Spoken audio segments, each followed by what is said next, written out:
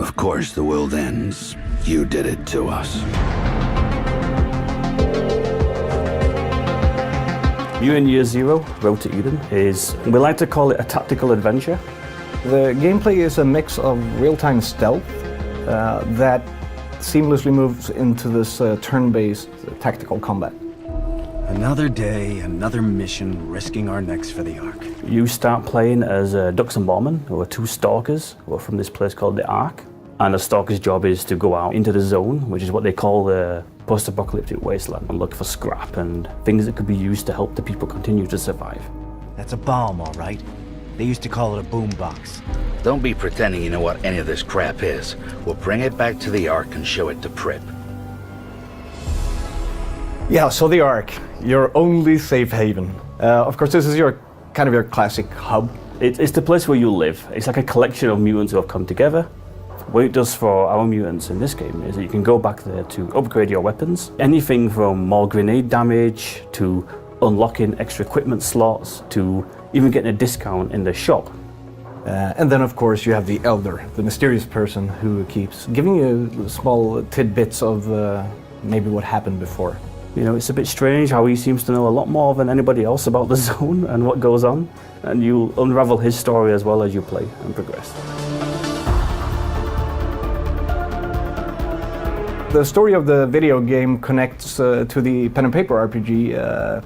It's not one-to-one. I mean, it's a pen and paper RPG. It doesn't have a story, right? It's completely open. But there is a meta plot in the pen and paper, which we are following. But one of the pillars of this game is to explore the world, right? And find out what happened to this world that you're in.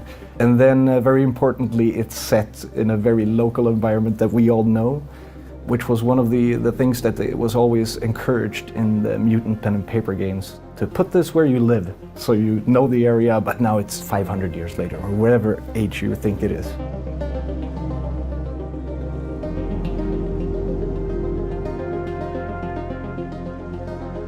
Half-Fish Studio is ex-Hitman developers, and we're big fans of tactical games. We all play them quite a lot, and the one thing that started to become obvious to us was that no one's really experimenting with the formula that much.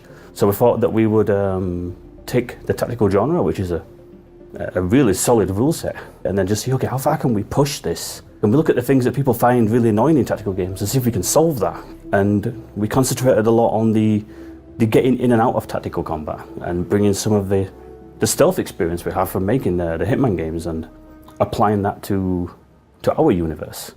What we're trying to do a little bit different is to take the initial part of a tactical combat game where you're kind of setting up and planning your thing. We put that part into real time to speed up kind of the loop with that. That gave us the opportunity to tell the story while you're the voyeur. As Hitman developers, we know that this works really well, right? Like when you're walking through, we can also tell a bit of story while you're setting up your ambush. Check that guy out. You see him? Head like an infected mushroom. He's one of the Nova sect. Bogeymen with big heads. Didn't think they were real. When you're in the zone and you become under stress, or when you get like a rush of endorphins, then mutations become unlocked. You gain them through experience, very similar to something like a skill tree. However, we allow you to switch. Different combinations of these mutations will allow for different types of benefits. You unlock more during your playthrough, so you get more options on how to approach a certain fight. But you also meet new mutants that you recruit, and they all have a few mutations that are specific to them. But we're not going to give up all their gameplay. We want some surprises.